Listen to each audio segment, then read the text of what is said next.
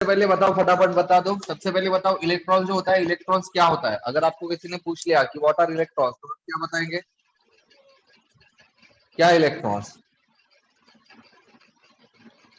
सब atomic particles. सब atomic particles है। और सबसे इंपॉर्टेंट चीज जो ये होती है कि ये सब एटॉमिक पार्टिकल्स कौन सा है? निगेटिवली चार्ज होता है। तो हम इसको कहेंगे निगेटिवली चार्ज सब एटॉमिक पार्टिकल। ठीक है, एक तरह की इसको हम एज अ डेफिनेशन की तरह कंसीडर कर लेते हैं, निगेटिवली चार्ज सब एटॉमिक पार्टिकल। ठीक है, फिर हमने देखा था कि इसकी डिस्कवरी किसने की थी। तो इसकी डिस्कवरी किसने की थी? J Thomson. J Thomson discovery की थी, राइट। और इसके लिए पर्टिकुलरली इसकी डिस्कवरी के लिए इसने जो एक्सपेरिमेंट परफॉर्म किया था, एक्सपेरिमेंट का नाम क्या था? Electrolysis. Cathode ray experiment. Cathode ray tube experiment. Cathode ray tube experiment इस पर्टिकुलरली एक्सपेरिमेंट का नाम था। अच्छा, जो इलेक्ट्रोलाइसिस एक्सपेरिमेंट था वो किसने परफॉर्म किया था? Michael Faraday. फैराडे। और उससे उसने क्या डिटरमाइन किया था, मतलब उस पर्टिकुलरली एक्सपेरिमेंट्स के क्या फायदे थे? उसने रिलेशन बिटवीन एटम और इलेक्ट्रिसिटी को डिफाइन किया था। दैट उसने क्या किया था? रिलेशन जो होता है एटम्स और इलेक्ट्रिसिटी के बीच में, उसको डिराइव किया था। Okay done. तो अब कैथोड रे ट्यूब एक्सपेरिमेंट्स में हम लोगों ने क्या क्या किया था, बताइए क्या किया था? सबसे पहले कैथोड रे डिस्चार्ज ट्यूब ली थी। किया था, उसमें दो कॉइल। सबसे पहले हम लोगों ने कैथोड रे डिस्चार्ज ट्यूब लिया था। Okay, very good. फिर two metal plates. Two metal plates. Two metal plates लिए थे। Okay, very good. उसके बाद में वैक्यूम। वैक्यूम। इसमें वैक्यूम था। वैक्यूम क्यों लगाया गया था? एयर इवैक्यूएट होने के लिए। एयर को इवैक्यूएट करने के लिए। तो मैंने एयर को इवैक्यूएट करना मतलब कंप्लीट एयर को इवैक्यूएट किया था क्या? पार्शियली। पार्शियली किया था। तो हम कि वैक्यूम इसीलिए लगाया गया ताकि इस ट्यूब को हम क्या कर सके? इवैक्यूएटेड। रिमूव।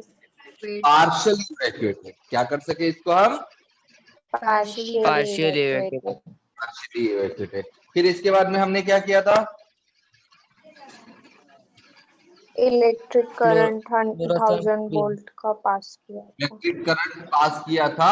उसके लिए इलेक्ट्रिक करंट पास करने के लिए जो दो मेटल प्लेट थे, इसको हमने क्या किया था?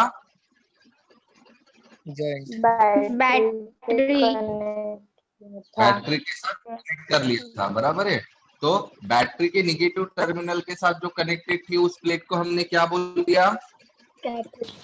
कैथोड। टर्मिनल के साथ जो कनेक्टेड था उसको मैंने बोल दिया एनोड। इस बैटरी में से हमने क्या किया था? 1000 वोल्ट इलेक्ट्रिसिटी 1000 पास। वोल्ट का करंट। 10,000 वोल्ट का 10,000 वोल्ट की इलेक्ट्रिसिटी को पास किया, राइट। और इस इलेक्ट्रिसिटी को पास करने के बाद में क्या ऑब्जर्व हुआ? रेज। कैथोड रे की तरफ। मतलब रेज निकल रही थी। और ये रेज कहाँ से निकलकर कहाँ जा रही थी?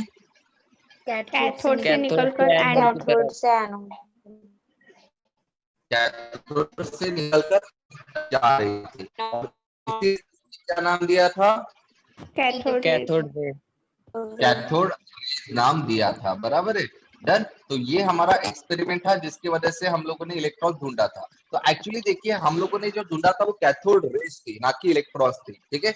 तो बाद में ऐसी बहुत सारी डिस्कवरी की गई थी और उस डिस्कवरी के बाद में ये पता चला कि ये कैथोड रेज जो होता है, इस कैथोड रेज जो होती है वो पार्टिकल से बनी हुई रहती है। कैथोड रेज से बनी रहती है, पार्टिकल से बनी रहती है। और ये जो पार्टिकल्स होते हैं फिर इनको ही क्या कहा गया? इलेक्ट्रॉन्स। मतलब in simple word cathode rays consisting of a particles which is called as a electrons and that's why cathode rays को हम electrons भी कह सकते हैं। क्लियर है? Is it clear? अब ये सारे एक्सपेरिमेंट में सबसे इंपॉर्टेंट चीज, कल हमने इसकी प्रॉपर्टीज भी पढ़ी थी, बट प्रॉपर्टीज को वापस एक बार से रिवाइज करने के पहले एक चीज समझ लेते हैं कि भाई सवाल ये उठता है कि ये रेज निकली कहां से, कैसे निकली? मतलब अगर मैंने सिर्फ इलेक्ट्रिसिटी पास कर ली तो रेज निकलना कंपलसरी है क्या? जैसे कंसीडर करो मैंने लाइट जलाई, तो लाइट में से रेज निकल रहे हैं या नहीं निकल रहे? निकल रहे। निकल रहे। और लाइट कब जलेगी? जब मैं इसमें इलेक्ट्रिसिटी पास कर रहा हूँ। तो ठीक है ना भाई, कि अगर मैं लाइट में इलेक्ट्रिसिटी पास करूंगा तो उसमें से तो रेज आ जाएंगे, लेकिन मुझे बताओ अगर मैंने फैन भी इलेक्ट्रिसिटी से चल रहा है ना, हाँ हाँ हाँ फैन में भी जब मैं इलेक्ट्रिसिटी पास कर रहा हूँ तो इसमें से भी रेज निकल रही क्या?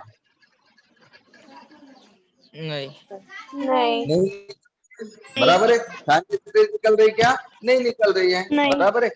हर चीज में से रेज निकलना जरूरी है क्या कि भाई मैंने इलेक्ट्रिक करंट डाल दिया और रेज निकल जाएगा? कंसीडर करो कि मेरे को इलेक्ट्रिक करंट लगवा दिया आपने, तो मेरे से ऐसे रेज निकलेंगी क्या?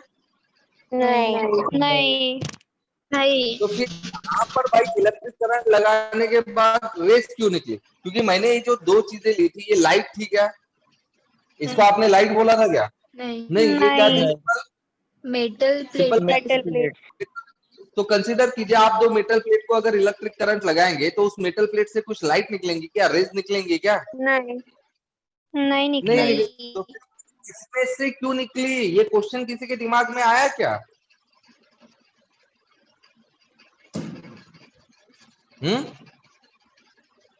इसमें से ही क्यों निकल गई फिर रेज? हीट होने की वजह से।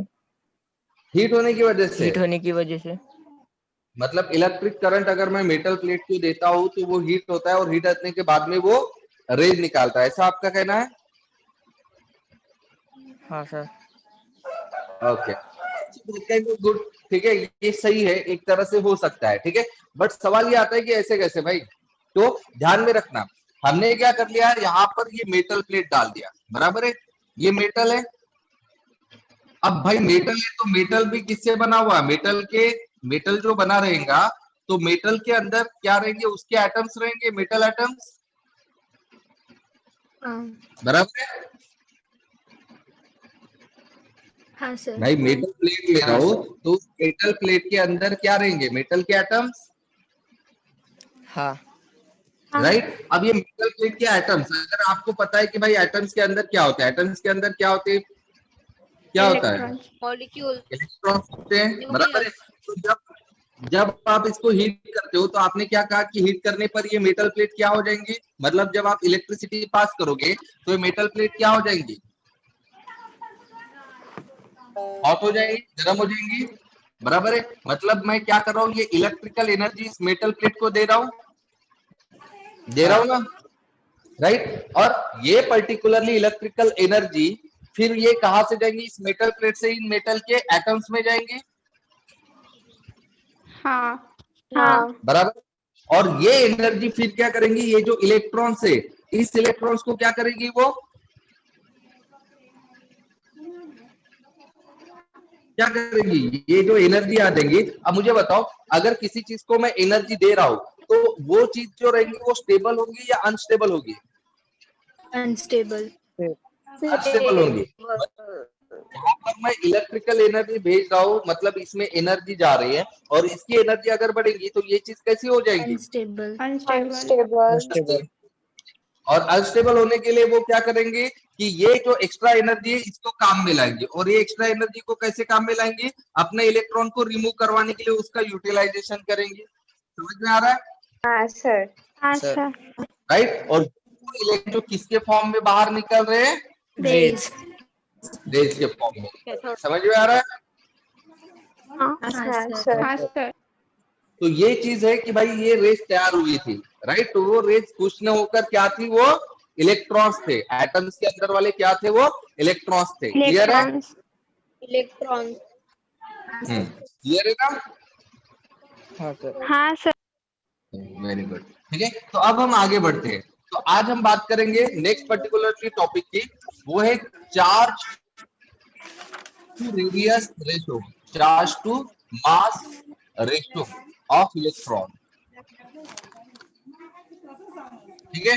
Charge to mass ratio of electron, बराबर है, जिसको हम E/m रेशो कहते हैं। चार्ज टू मास, चार्ज के लिए E वर्ड यूज किया जाता है और मास के लिए m वर्ड यूज किया जाता है। तो E/m को ही हम कहते हैं चार्ज टू मास रेशो। ठीक है। तो ये जो पर्टिकुलरली कैथोड रेज निकली थी, इसका फिर नेक्स्ट क्या किया गया, चार्ज टू मास रेशो निकाला गया। ठीक है, ये चार्ज टू मास रेशो निकालने के लिए भी एक सिंपल सा एक्सपेरिमेंट जे थॉमसन ने ही क्या किया था, कैरी किया था। किसने कैरी किया था? जे थॉमसन ने, जिसने ऑलरेडी इलेक्ट्रॉन की डिस्कवरी की थी। उसने एक और एक्सपेरिमेंट परफॉर्म किया। उसने क्या किया कि ये जो कैथोड रेज आपकी निकल रही थी, ओके, इस कैथोड रेज के परपेंडिकुलर में, ओके, इस कैथोड रेज के क्या कर लिया उसने, परपेंडिकुलर में इलेक्ट्रिक फील्ड लगवा दिया और इसके साथ साथ उसने मैग्नेटिक फील्ड भी लगवा दिया। और कौन सा फील्ड लगवा दिया? मैग्नेटिक फील्ड भी लगवा दिया। समझ में आ रहा है? दो फील्ड उसने लगवा दिए। कौन कौन से? इलेक्ट्रिक फील्ड भी लगवा दिया और मैग्नेटिक फील्ड लगवा दिया।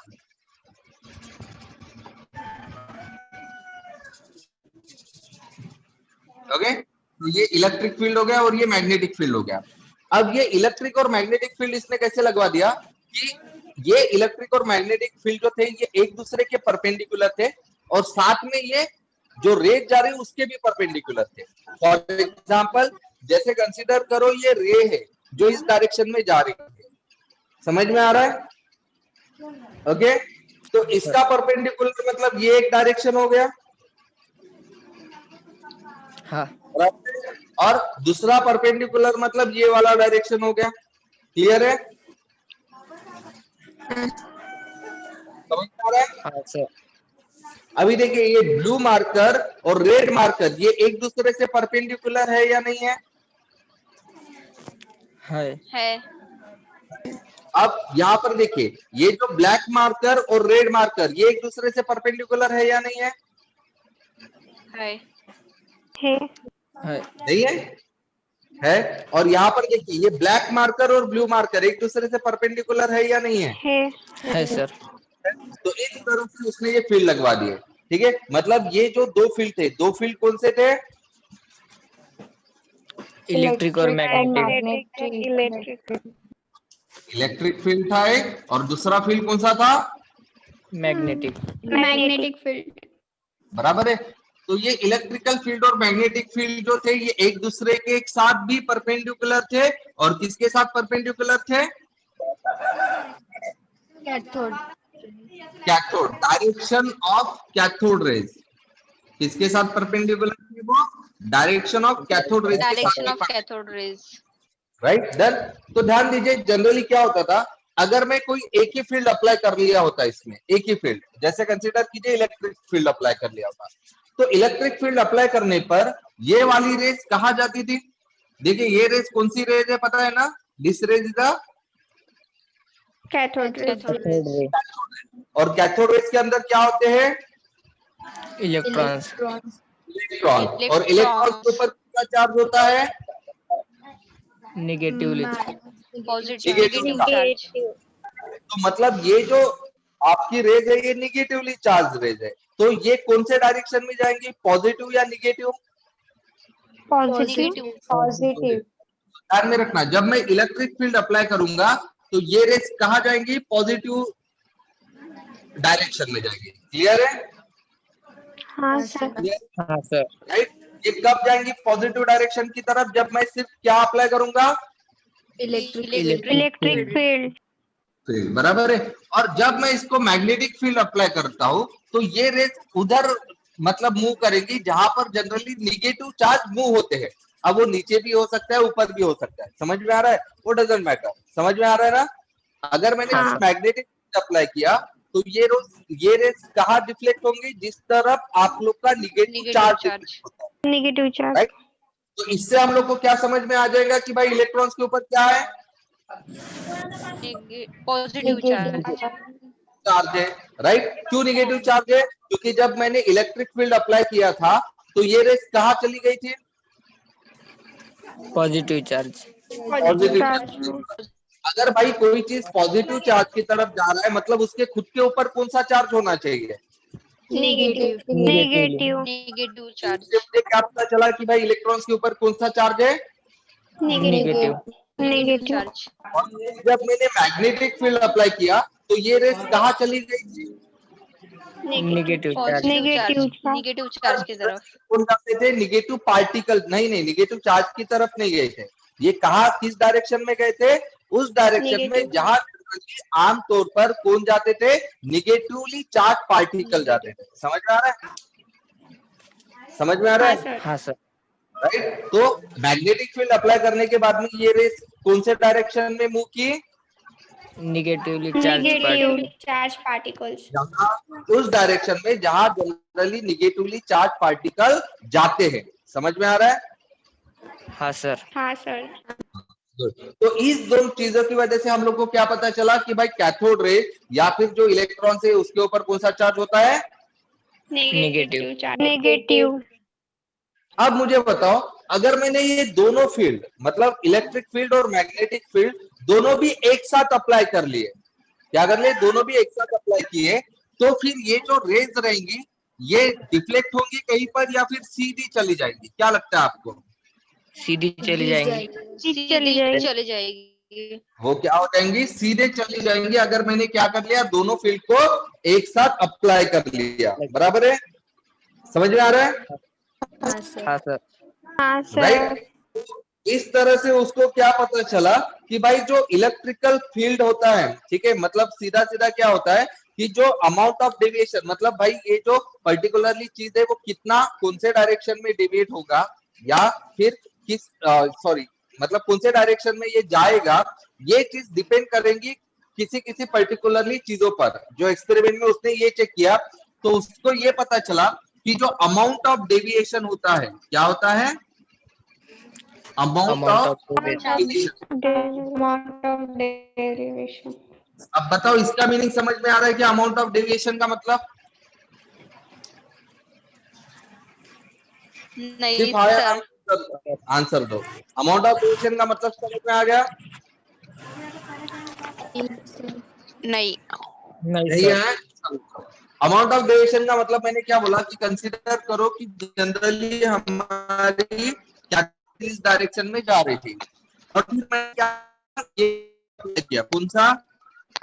Electric field. तो जब इलेक्ट्रिक फील्ड अप्लाई करेंगे तो ये वाली रेस क्या होंगी? पॉजिटिव। मतलब पॉजिटिव। हटकर अलग डायरेक्शन में चली गई ना? हाँ। हाँ। राइट। जब वो अपने डायरेक्शन से भटक गई तो डेविएशन का मतलब डिफरेंस होता है, मतलब डिफरेंस इन द डायरेक्शन। पहले डायरेक्शन स्ट्रेट था फिर चेंज हो गया, मतलब डिफरेंट हो गया डायरेक्शन। समझ में आ रहा है? हाँ सर। तो ये डायरेक्शन में कितना डिफरेंस है? जैसे कंसीडर कीजिए कि ऐसा था ऐसा, तो यहाँ कितना एंगल बना? ऐसा था और ऐसा गया तो एंगल देखो, ऐसा था और ऐसा चला गया तो एंगल बन रहा है ना? हाँ सर। हाँ। यहाँ पर कौन सी रे सबसे ज्यादा डिफ्लेक्ट हुई है? ए, बी या सी? सी। सबसे ज्यादा डिफ्लेक्शन किसका हो गया? यहाँ बी का हो गया। ऐसा बोलोगे आप? बी। या सी का? बी का। बी का सबसे ज्यादा डिफ्लेक्शन हुआ, ऐसा बोलोगे ना आप? तो इसको मैं कहूंगा अमाउंट ऑफ डिफ्लेक्शन। समझ में आ रहा है? हाँ सर। मतलब कितने अमाउंट से वो अपने डायरेक्शन से भटक गया, मतलब उसका डायरेक्शन चेंज हो गया। समझ में आ रहा है? हाँ सर। हाँ सर। हाँ। तो ये जो अमाउंट ऑफ डेविएशन होता है तो ये किस डिपेंड कर रहा था? तो ये अमाउंट ऑफ डेविएशन डिपेंड कर रहा था तीन चीजों पर। उसने बहुत सारे एक्सपेरिमेंट परफॉर्म किए जे थॉमसन ने, और उसको ये पता चला कि अमाउंट ऑफ डेविएशन किसी पर्टिकुलरली फैक्टर्स पर डिपेंड कर रहा था। सबसे पहला था चार्ज ऑन पार्टिकल, मतलब जो पार्टिकल जा रहे थे उसके चार्ज के ऊपर। बराबर है? That is called as a charge on the particle. Then second जो वो डिपेंड कर रहा था वो था स्ट्रेंथ ऑफ मैग्नेटिक फील्ड या electric field. Strength of electric field and magnetic field. और थर्ड उसने चेक किया था कि जो पर्टिकुलरली डेविएशन था वो डिपेंड कर रहा था मास ऑफ द गैस या पार्टिकल। ठीक है? जो मास था आपके गैसेस का या फिर पार्टिकल का, उसके ऊपर भी वो डिपेंड कर रहा था। ठीक है? इसका मतलब क्या होता है समझाता हूं अभी। Charge on the particle, strength of electric field and magnetic field and mass of the particle. Okay, ये तीनों चीजों को समझाता हूँ। कंसीडर कीजिए, ये कैथोड रेज है और राइट नाउ मैं इलेक्ट्रिक फील्ड अप्लाई कर रहा हूँ और इस इलेक्ट्रिक फील्ड का मैं वोल्टेज रख रहा हूँ 10 वोल्ट। कितना रख रहा हूँ? 10 volt. ओके, तो 10 वोल्ट जब मैंने रखा तो इसका जो डिफ्लेक्शन था वो इतना हो गया। क्लियर है? हाँ राइट। अब मैं क्या कर रहा हूँ, इस इलेक्ट्रिक फील्ड को बढ़ाकर 20 वोल्ट कर रहा हूँ। ठीक है, तो मुझे बताओ ये जो डिफ्लेक्शन होगा वो बिल्कुल सेम रहेगा या फिर कम होगा या फिर ज्यादा होगा? कुछ ना कुछ तो होगा या सेम ही रहेगा? ज्यादा ज्यादा होगा। मतलब हम बोल सकते हैं कि जो डेविएशन हो रहा है वो किसके ऊपर डिपेंड करेगा? आपके स्ट्रेंथ ऑफ इलेक्ट्रिक फील्ड और मैग्नेटिक फील्ड के ऊपर डिपेंड कर रहा है। समझ में आ रहा है? हाँ हाँ सर. सर हाँ सर. ओके, मतलब जितना ज्यादा स्ट्रेंथ होगा उतना ही डेविएशन बढ़ेगा। बढ़ेगा। ज्यादा होगा। ओके, मतलब ये डायरेक्टली प्रोपोर्शनल रहेगा। सही है? हाँ. हाँ ओके, अब हम बात करते हैं सेकंड वाली, that is the mass of the particle. Okay, अब मास ऑफ द पार्टिकल को समझने के लिए कंसीडर कर लेते हैं कि मैं यहाँ 2 रेज ले रहा हूँ, इसमें से एक रेज का मास इतना है 10 ग्राम और एक रेज का जो मास है वो है 5 ग्राम। अब दोनों को मैंने सेम इलेक्ट्रिक फील्ड अप्लाई किया है, इलेक्ट्रिक फील्ड दोनों को मैंने सेम अप्लाई किया है। हाँ, वो है 10 वोल्ट का। तो मुझे बताओ दोनों का डेविएशन सेम होगा या कम ज्यादा होगा? कम ज्यादा. कम ज्यादा। कम ज्यादा. ज्यादा होगा। ज्यादा डेविएट या ज्यादा डिफ्लेक्ट कौन होगा? जिसका मास ज्यादा है या जिसका मास कम है? जिसका मास जिसका कम मास है. ज्यादा है। जिसका मास ज्यादा है वो ज्यादा, क्या बोला? जिसका मास ज्यादा है वो क्या करेगा? कम डिफ्लेक्ट करेगा। कम कम डिफ्लेक्ट करेगा भाई। क्योंकि अगर मैं, देखिए ना, कंसीडर कीजिए कि 2 आदमी है, ठीक है, डन, 2 आदमी है भाई, राइट? ये दोनों आदमी को मैं ही धक्का मार रहा हूँ, तो आपको क्या लग रहा है कौन सा आदमी ज्यादा दूर ढकेला जाएगा मुझसे? पतला वाला. पतला वाला. पतला वाला। मतलब मास जितना कम रहेगा उतना ही डिफ्लेक्शन ज्यादा होगा. ज्यादा होगा. ज्यादा होगा।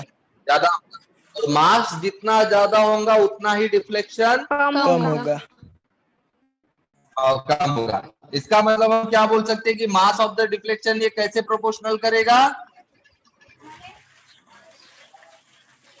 कैसे प्रोपोर्शनल करेगा? इनवर्सली। इनवर्सली। मतलब मास ज्यादा तो फिर अमाउंट ऑफ डेविएशन कम, मास कम तो अमाउंट ऑफ डेविएशन ज्यादा. अब हम बात करते हैं चार्ज के ऊपर। ठीक है, तो ध्यान दीजिए, यहाँ पर आप लोगों को ये तो ध्यान में आ गया कि ये कैथोड रेज पर कौन सा चार्ज है? नेगेटिव. नेगेटिव. नेगेटिव। अब कंसीडर कीजिए कि मेरे पास ये 2 कैथोड रेज है, दोनों का मास सेम ही है। ओके, इसका भी 5 ग्राम है, इसका भी 5 ग्राम है, बट फर्क क्या है कि इस वाले में सिर्फ एक ही निगेटिव चार्ज और इस वाले में 2-3 निगेटिव चार्ज है। तो बताओ ज्यादा डिफ्लेक्शन कौन शो करेगा? 2-3 नेगेटिव चार्ज. जिसमें 3 निगेटिव चार्ज है वो ज्यादा डिफ्लेक्ट करेगा क्योंकि उसमें निगेटिव चार्ज ज्यादा है. ज्यादा है। ज्यादा है। मतलब चार्ज ऑन पार्टिकल भी कैसा प्रोपोर्शनल करेगा अमाउंट ऑफ डेविएशन के साथ में? डायरेक्टली. इनवर्सली. इनवर्सली या डायरेक्टली? डायरेक्टली. डायरेक्टली. चार्ज ज्यादा रहेगा तो डेविएशन कैसा है? ज्यादा. ज्यादा होता है, तो मतलब डायरेक्टली प्रोपोर्शनल। Got it? समझ में आ रहा है? तो ये सारे ऑब्जर्वेशन ने अपने एक्सपेरिमेंट की वजह से किए थे, और एक सारे ऑब्जर्वेशन करने के बाद में फिर फाइनली उसने ये वाली चीज निकाली। कौन सी चीज निकाली? Charge to mass ratio. Charge to mass ratio. ठीक है, और चार्ज टू मास रेशो निकालने के लिए उसने क्या किया? जैसे कि मैंने कहा है कि चार्ज टू मास रेशियो इन सब चीजों पर डिपेंड कर रहा था। कौन कौन सी चीजें थी वो? Charge on particles, strength of electric field and magnetic field, mass of the particle. Mass of the particle directly proportional. बराबर है। एक्स मतलब अभी मैं स्ट्रेंथ ऑफ इलेक्ट्रिक फील्ड बोल रहा हूँ, या एक्स का मतलब क्या हो रहा है? Strength of electric field. Strength of electric ठीक फील्ड। है, देन एच स्क्वायर। यहाँ H का मतलब होता है strength of magnetic field. H का मतलब क्या हो रहा है? Strength of magnetic field. Magnetic field. Okay, और R का मतलब होता है circular path followed by the cathode rays, circular path जो कैथोड रेज फॉलो करता है। तो उसने क्या देखा कि ये जो पूरा E/m रेशियो जब उसने निकाला, he found that कि it depends on the electric field, magnetic field and certain sort of the radius of the path which is followed by the cathode ray। और फिर उसने क्या कर लिया, इन सब की वैल्यूज डाल दी। ओके, और इन सब की वैल्यूज डालने के बाद में फाइनली जो E/m रेशियो उसने निकाला, उस रेशियो की वैल्यू थी कितनी? 1.76 into 1.76 into 10 to the power 8 coulomb, 10 to the power 8 coulomb per gram. ठीक है, तो ये वाली वैल्यू आप लोग को दिमाग में रखनी है। कितनी वैल्यू आएगी E/m की? 1.76 into 10 raised to power 8 coulomb gram. Coulomb per gram, coulomb ग्राम नहीं है, क्या है? Coulomb per gram. ठीक है, मतलब क्या होता है पता है ना? C is equals to,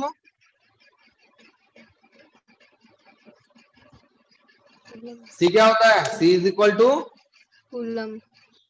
coulomb. Coulomb. Okay, unit of a charge. Coulomb किसका यूनिट होता है? चार्ज का यूनिट होता है। क्लियर है? हाँ सर। ओके, तो कूलम पर ग्राम ये है इसका mass to, sorry, charge to mass ratio. क्या है इसका? Charge to mass ratio. हाँ, तो बताओ चार्ज टू मास रेशो कितना है इलेक्ट्रॉन का? 1.76 into 10 raised to power 8 coulomb per gram.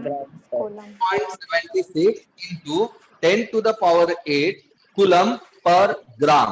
क्या है? 1.76 into 10 raised to power 8 coulomb per gram. ये क्या है? ये क्या है? Charge to mass charge to mass ratio. किसने ढूंढा था charge to mass ratio? J Thomson. Thomson ने ही ढूंढा था। जिसने खुद ने किसको ढूंढा था भाई? जे थॉमसन क्या ढूंढा था? इलेक्ट्रॉन्स, कैथोड रे जिसने खुद ने ढूंढी थी, उसी ने फिर चार्ज टू मास रेशियो भी ढूंढ निकाला आपके कैथोड रेज या फिर इलेक्ट्रॉन्स का। क्लियर है? हाँ सर। अब हम नेक्स्ट चीज बात करेंगे।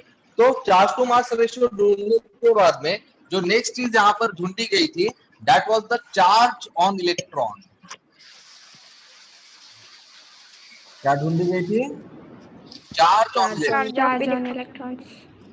ओके, तो चार्ज ऑन इलेक्ट्रॉन जो पर्टिकुलरली ढूंढा गया था, that was done by the Millikan. Scientist का नाम था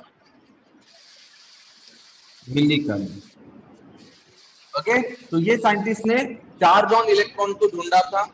ओके, और इसके लिए उसने एक बहुत ही फेमस एक्सपेरिमेंट कैरी किया था, जिसको कहा गया था Millikan oil drop experiment. Experiment का नाम क्या था? Millikan oil drop experiment. Millikan oil drop experiment. Okay, done. तो अब हम जानते हैं कि भाई इस पर्टिकुलरली एक्सपेरिमेंट में क्या क्या था और कैसे कैसे ये सारी चीजें हुई थी। ठीक है, तो इस एक्सपेरिमेंट में उसने एक सिंपल सा एक वेसल लिया हुआ था। ओके, इस वेसल में उसने फिर क्या कर लिया था? दो प्लेट लगवा ली थी, मेटल प्लेट, जिसमें से एक प्लेट को छेद था।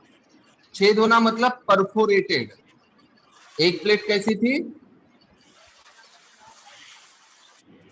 परफोरेटेड। परफोरेटेड मतलब जिसमें क्या है? छेद है, ऐसा। Got it? Done.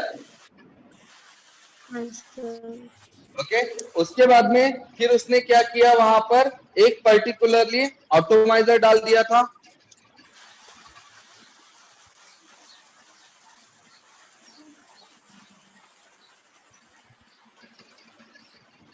Atomiser,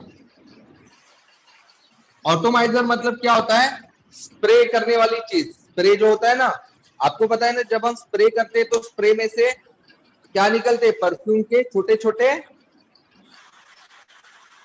drop क्या निकलते? ड्रॉप्स निकलते, droplets निकलते हैं, बराबर है।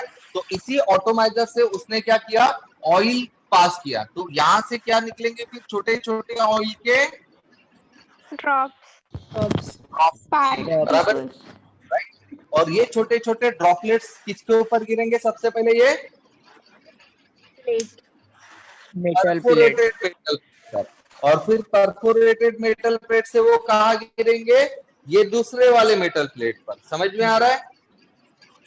हाँ सर। हाँ सर समझ में आ रहा है? हाँ।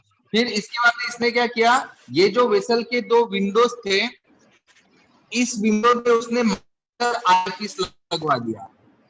क्या लगवा दिया इसने, माइक्रोमीटर आईपीस, मतलब टेलीस्कोप या फिर माइक्रोस्कोप। समझ में आ रहा है? सिंपल वर्ड में माइक्रोस्कोप लगवा दिया। ओके, हाँ सर। समझ में आ रहा है? राइट। तो ये माइक्रोस्कोप की बदौलत क्या करेंगे, देखिए ये ऑयल ड्रॉपलेट बहुत ही छोटे छोटे रहेंगे, तो जब ये गिरेंगे तो ये क्या करेगा, इस माइक्रोस्कोप की बदौलत इसको वो देख पाएगा। समझ में आ रहा है? हाँ सर हाँ अदरवाइज खुले आंखों से नहीं दिखते थे, इसलिए उसने क्या कर लिया, माइक्रोस्कोप लगवा दिया, ताकि वो माइक्रोस्कोप प्रॉपरली देख सके कि यहाँ से वो यहाँ पर कैसे गिर रहा है, बड़ा करके देख लेगा। समझ में आ रहा है ना? जैसे ये एक प्लेट हो गई, ये एक प्लेट हो गई, बड़ा दिखेगा ना माइक्रोस्कोप की वजह से। देखिए अभी छोटी थी तो अभी बड़ी दिखेंगे, छेद भी बड़ा दिखेगा और ड्रॉपलेट भी बड़े बड़े दिखेंगे। समझ में आ रहा है? राइट। और फिर ये ड्रॉपलेट यहाँ से यहाँ गिरेंगे, क्लियर है? यहाँ से यहाँ गिरेंगे तो वो अच्छे से दिखाई देंगे ना हमको, क्लियर है? हाँ सर ओके, हाँ। तो फिर उसने क्या कर लिया, अभी एक्सपेरिमेंट स्टार्ट कर लिया। ज्यादा बड़ा असेंबली नहीं है, डिफिकल्ट सिंपल असेंबली थी। ऑयल डाल दिया ऑटोमाइजर की मदद से, फिर ऑयल जो था वो किस में कन्वर्ट हो गया, छोटे छोटे ड्रॉपलेट्स में कन्वर्ट हो गया, बराबर है।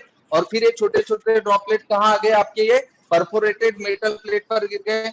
अब नेक्स्ट इंपॉर्टेंट चीज उसने क्या किया, ये परफोरेटेड मेटल प्लेट्स को कनेक्ट कर दिया किसके साथ में, बैटरी के साथ में। किसके साथ कनेक्ट कर लिया, बैटरी बैटरी के साथ में। और बैटरी के साथ कनेक्ट करने पर फिर वो क्या करेगा, इसमें से current pass electric current pass तो जैसे ही इलेक्ट्रिक करंट पास होगा ना, ठीक है, तो ये इलेक्ट्रिक करंट एक्चुअली उसने कुछ इस तरह से पास किया कि जो मेटल प्लेट थे, ये मेटल प्लेट उसने ऐसी वाली मेटल प्लेट ली, ठीक है, कि जो हीट होने के बाद एक्सरेज बाहर निकाले। हीट होने के बाद वो क्या बाहर निकाले, एक्सरे मतलब हम ये कहेंगे कि ये मेटल प्लेट में से क्या निकल रहे बाहर में, एक्सरे रेज एक्सरेज बाहर निकलेंगे, बराबर है। अब आपको पता है एक्सरेज है, रेज है, मतलब उसमें भी एनर्जी है ना भाई। जब एनर्जी रहेंगी तो क्या दिक्कत होती है, आप लोगों को तो पता है, क्लियर है? पता है ना, दिक्कत नहीं होती है, मतलब आप लोगों को पता है ना क्या होगा, रेज जब जाएंगी तो एटम को एनर्जी आ जाएंगी, एटम एनर्जी को एब्जॉर्ब कर लेगा, और एटम एनर्जी अगर वो एब्जॉर्ब कर लेगा तो फिर क्या होगा, क्या होगा पता है ना, अनस्टेबल हो जाएगा, सारी प्रॉब्लम हो जाएंगे ना, राइट। तो आप ध्यान दीजिए। अच्छा, सबसे इंपॉर्टेंट चीज, ये जो मैंने आप लोगों का चेंबर लिया था, मतलब जो डिवाइस लिया था, ठीक है, ये पूरा का पूरा चेंबर, इस चेंबर को मैंने कहीं पर भी इवैक्यूएटेड किया ऐसा कहा था क्या? नहीं। चेंबर में क्या प्रेजेंट है, गैस अभी भी प्रेजेंट है। प्रेजेंट है, बराबर है। अब ध्यान दो क्या हो रहा है पूरे प्रोसेस में। तो जैसे मैंने इलेक्ट्रिक करंट पास किया, इस मेटल प्लेट से क्या निकलेंगे, एक्सरेज और फिर वो एक्सरेज, ये जो गैसियस एटम है, क्योंकि इसके अंदर गैस है, मतलब गैस के छोटे छोटे एटम्स है, तो इस गैसियस एटम के पास वो जो इलेक्ट्रॉन है, उस इलेक्ट्रॉन को वो क्या कर लेंगी, बाहर निकाल देंगे, राइट। इस प्रोसेस को पता है ना, इलेक्ट्रॉन को बाहर जब निकाला जाता है तो उसको हम कौन सा प्रोसेस कहते हैं, अगर किसी एटम में से इलेक्ट्रॉन हम रिमूव करते हैं तो उस प्रोसेस को हम क्या कहते हैं, हाँ? अच्छा मुझे बताओ, अगर मैं एटम में से इलेक्ट्रॉन को बाहर निकाल देता हूं तो ये एटम किस में कन्वर्ट होता है, इलेक्ट्रॉन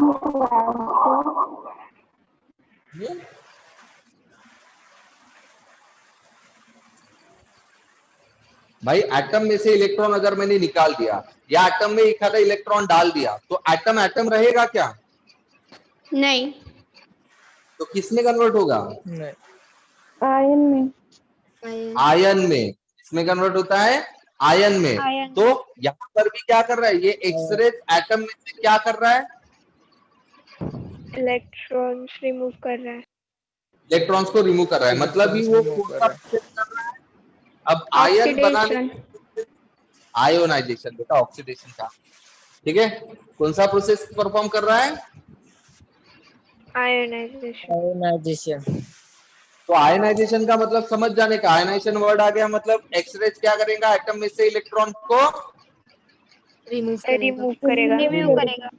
यहाँ पर क्या बोलेंगे कि x-ray causes ionisation of gaseous atom, वो गैसियस एटम का आयोनाइजेशन कर रहा है, ऐसा बोलेंगे। समझ में आ रहा है? हाँ हाँ समझ सर। में आ रहा है? हाँ। फिर ये जो इलेक्ट्रॉन को बाहर निकल रहा है, अब ये इलेक्ट्रॉन क्या करेंगे? ये इलेक्ट्रॉन क्या करेंगे? ये जो आपके ऑयल ड्रॉपलेट्स है ना, ये ऑयल ड्रॉपलेट्स के साथ चिपक जाएंगे। क्लियर है? क्या होंगे? ऑयल ड्रॉपलेट्स के साथ चिपक जाएंगे। बट सवाल ये होता है कि जितने भी ऑयल ड्रॉपलेट्स है वो सबके ऊपर चिपकेगा या फिर जो मिलेगा उसके साथ चिपकेगा? जो क्या लगता है मिलेगा आपको? जो मिलेगा उसके साथ जरूरी जो है मिलेगा उसके साथ एक एक चिपकना चाहिए? Is that necessary? नहीं। नो। नहीं, ठीक है। तो हो सकता है किसी ऑयल ड्रॉपलेट के साथ वो चिपक जाए या हो सकता है किसी ऑयल ड्रॉप के साथ वो ना चिपके। क्लियर है? या हाँ हो सर। सकता है कि किसी ऑयल ड्रॉप के साथ 3-4 चिपक जाए, ऐसा भी होता है ना? हाँ। हाँ। होगा नहीं होगा? बराबर है। कुछ भी केस हो सकते हैं, किसी के साथ एक ही चिपका, किसी के साथ 2 चिपका, किसी के साथ 3 चिपका, किसी के साथ 4 चिपका, तो किसी के साथ कुछ चिपका ही नहीं। होगा या नहीं होगा? होगा। होगा। राइट। तो ये चिपक क्या रहे? कौन चिपक रहे भाई? इलेक्ट्रॉन्स। इलेक्ट्रॉन्स चिपक रहे। किसको चिपक रहे electrons? Oil. Oil droplet. Oil drop. Droplets को चिपक रहे हैं, ठीक है। जरूरी नहीं है कि अब वो हर ऑयल ड्रॉपलेट्स को चिपके, ये जरूरी है? नहीं। नहीं। हर ऑयल ड्रॉपलेट को एक ही चिपकेगा, ये जरूरी है? नहीं। नहीं। फिर हम क्या करेंगे? फिर इसने क्या किया, ये माइक्रोस्कोप से बदौलत ये जो ऑयल ड्रॉप ऊपर वाले प्लेट से नीचे वाले प्लेट में जो गिर रहा था, तो वो कितने टाइम में गिर रहा था उसका टाइम निकाला उसने। समझ में आ रहा है? ओके। उसने हाँ, क्या निकाला? टाइम नोट किया कि कितने टाइम में ऑयल ड्रॉपलेट ऊपर वाले प्लेट से नीचे वाले प्लेट में गिर रहा है। समझे? ये टाइम नोट किया। ओके। तो अब मुझे बताओ, मेरे पास बहुत सारे टाइप के ऑयल ड्रॉपलेट है, जिसमें से किसी ऑयल ड्रॉपलेट के ऊपर एक भी इलेक्ट्रॉन नहीं है, किसी के पास 1 है, किसी के पास 2 है, 3 है, 4 है। तो मुझे बताओ, हर ऑयल ड्रॉपलेट सेम रेट से नीचे गिरेगा या इसका रेट ऑफ फॉल अलग अलग होगा? अलग अलग होगा। Very good. क्या होगा? अलग अलग होगा। और उसने यही किया। क्या किया? ही कंक्लूडेड दैट, उसने ये ऑब्जर्व किया कि जो rate of fall of oil था